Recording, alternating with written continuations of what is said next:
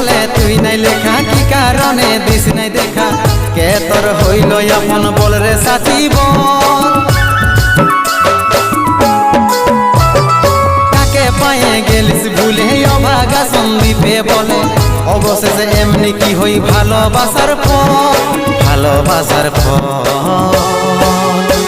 তোকে কি বলে বুঝাবো একটু বুঝার চেষ্টা কর,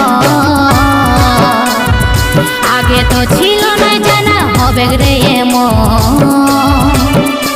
শুধু তুই পাশে নাই আজ রে আমার মদেই সাথী, এমনি ভাবে কাটাই দিব সারা